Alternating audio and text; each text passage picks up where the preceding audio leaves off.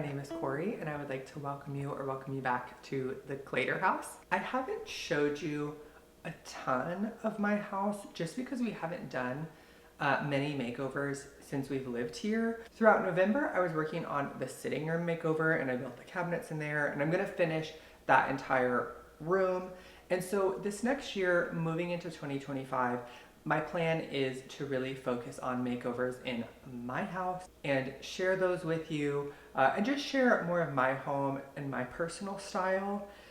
Because let me tell you, blue laminate ain't it.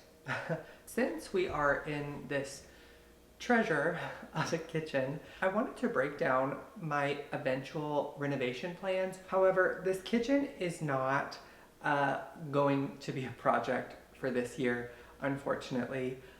Or for several years, more than likely. I may do a little temporary renter friendly makeover on it, even though we don't rent. I just we'll do something a little bit more budget friendly to address some cosmetic issues. But functionally, this kitchen needs a whole overhaul to fix all her problems. And so today, I wanted to share this space with you and talk through what those eventual renovation plans are to maybe hopefully manifest them a little bit faster. First of all, this is more of like a galley style kitchen. This whole side here is the only full wall countertop that I have. And then this side here stops right here at this wall that you see. And then over here it opens up into my living room. There is a little light fixture thing here that indicates that the architect and the builders intended for this to be a little breakfast table area. However, I have my dishwasher right here that if a table was sitting here, you wouldn't be able to get into the dishwasher. Now, I do have against the window there, like you can see, a little table and some chairs that I bought with the intention of reupholstering and then never did. And then the pantry there. And while this works okay, because when I'm cooking in the kitchen, my husband will sit here, or if we have guests over and I'm still preparing a meal, and although the dining room is technically closer to the stove through that doorway that was behind me just a second ago, guests tend not to want to sit in the dining room. They tend to want to sit in here in the kitchen, which I totally understand because it's awkward. Even though the dining room is closer, it feels like you're in a different room. So I understand that it feels weird to carry on a conversation like that. So having this here has been nice. However, if people are sitting here and I'm cooking and I need to get into the pantry, it's hard to open that door and get in the pantry without hitting the person sitting in that chair.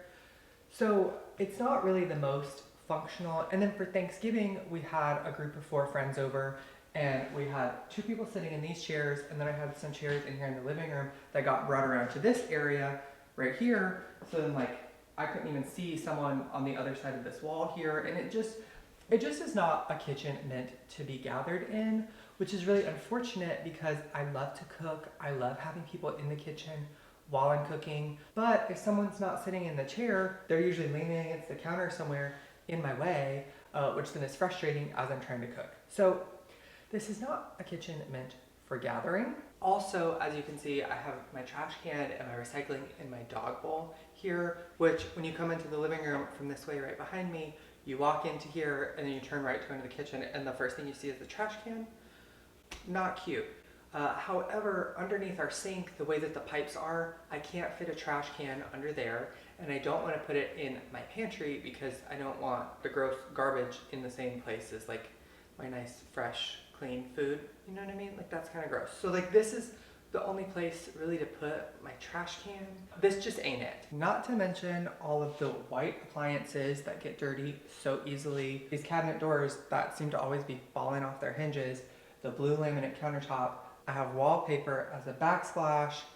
There's a fluorescent light and then a pendant here.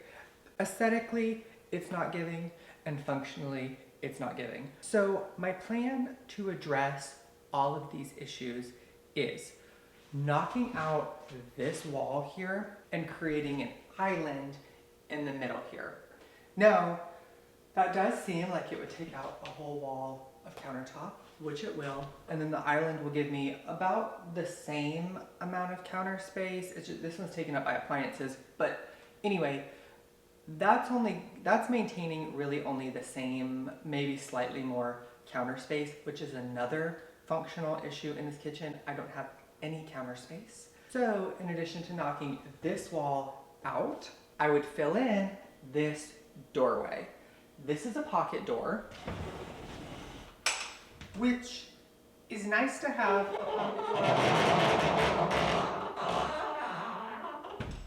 But as you can see, it's loud, it gets stuck, it has all sorts of scratches and dings and dents in the paint.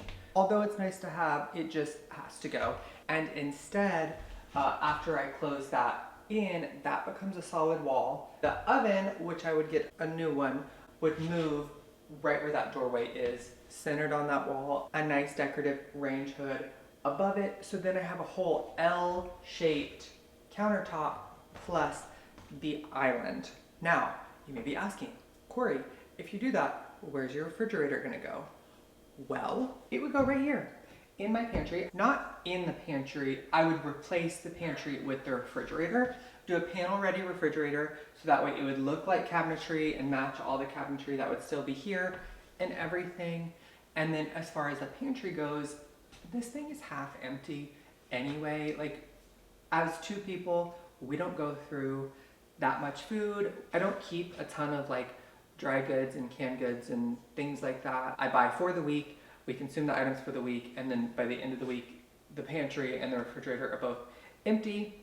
Not the best for like emergency planning, but that is the situation and that's how we live our life. So I don't need a full pantry like this, and it'd be totally fine for the refrigerator to go here, extra cabinetry above it, and then for a pantry, I could use some of the cabinetry around. I could use the drawers in the island. Like, I think I could get away without a pantry until these windows here become a double French door out into a little butler's pantry, laundry room situation, because for a whole myriad of reasons that would make this video 30 years long, my laundry situation could also stand a good revamp as well.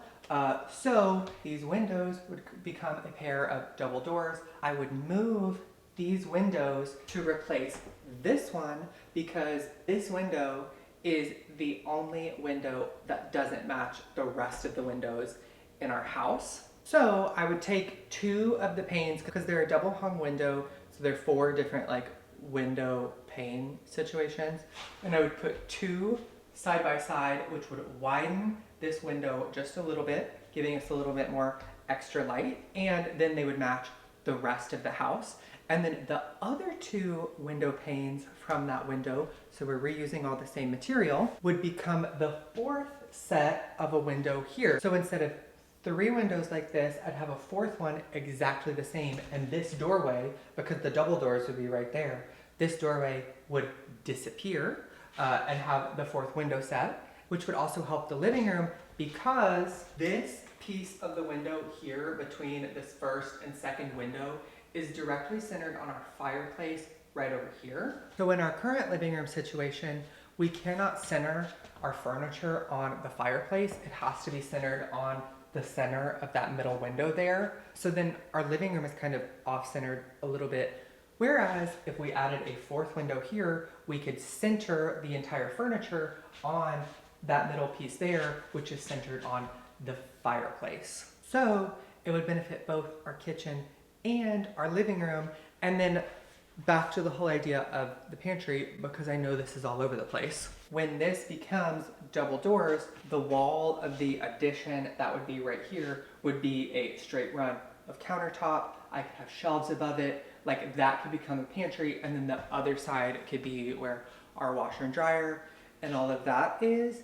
And then we have plenty of room in our backyard, because we're getting rid of the deck, which all the wood is rotting anyway because it's 30 plus years old. We could do a step down from the laundry room onto like a paved patio area.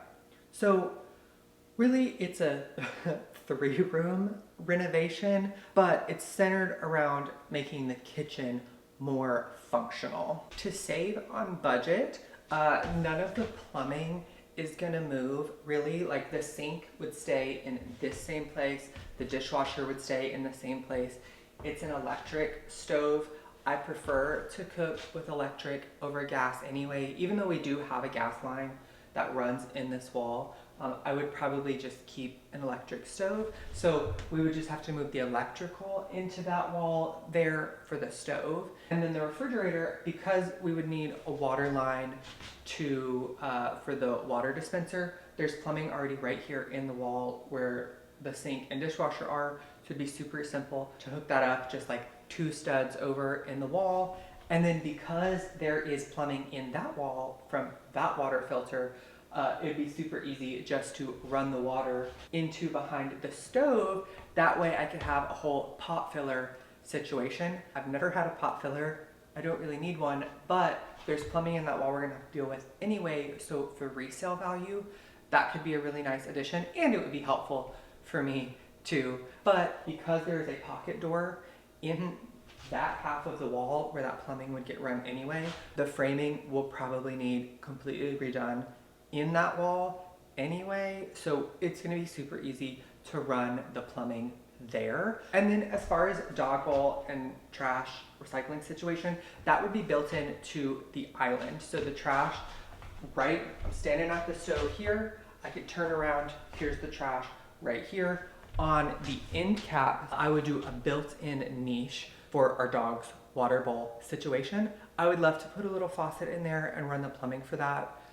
However, I don't want to rip up my floors entirely to do that. That would be really expensive rerouting that plumbing, I feel. So I'm fine with just having the niche tiled on the inside with just a bowl that we continue to refill like we're doing now. But it would just be hidden away so that you don't see it right where. Anyway, built-in dog niche there.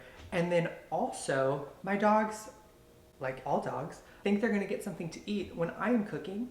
I don't know why. I try not to, when I'm cooking up vegetables and stuff, I try not to feed them because I don't want them under my feet for both their safety and mine. But they still think they're gonna get something every single time. So on either side of the island, because this wall would be gone and there'd be an island here and there would be an opening right here that leads in right to where the stove is at.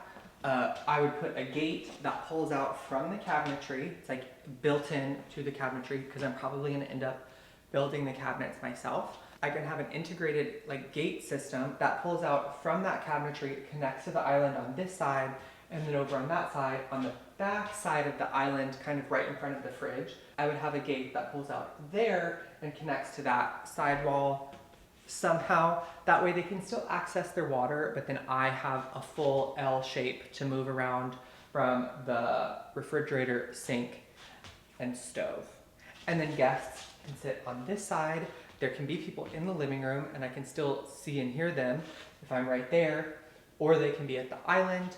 We have multiple people there. And yes, I'm losing that doorway right from my kitchen into my dining room. However, this doorway that's right here, there's probably maybe a 5-foot distance from where this opening is to that pocket door situation. So when this wall comes down and this becomes an opening, I'm only walking 5 to 10 extra feet, making just a little curve into the dining room, which we don't use that often anyway. So I don't mind losing that opening that's directly from the kitchen because this would be pretty direct anyway. Now you'll notice that I have not really touched on the aesthetics of the space. I've been showing a 3D model as I've been walking through this, but with it being so far out, I've only roughly thought about the materials and the finishes and fixtures that I want to include. There's only a rough plan there. However, as it comes closer to the time to actually renovate the kitchen,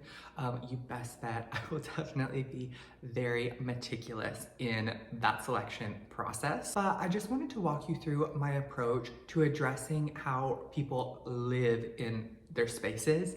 In my last video, talking about the 2025 design trends, the very last one was all about multifunctional spaces and thinking about how we actually live in our spaces rather than subscribing to like the layouts or the functions that we should have. And this is an expansion upon that idea, really looking at the function. It should be the first step in any design that happens, whether it's for myself, whether it's for a client when I work with them, in a bedroom, a living room, a sitting room, kitchen, bathroom, whatever. I always start with how the people who live there actually use their spaces. And while yes, aesthetics are a very important aspect within a space, they are less than half of the equation when it comes to designing, especially in a high functioning space like a kitchen or a bathroom. If you did enjoy getting a look inside my brain and my approach, I hope you'll consider giving this video a thumbs up and let me know down in the comments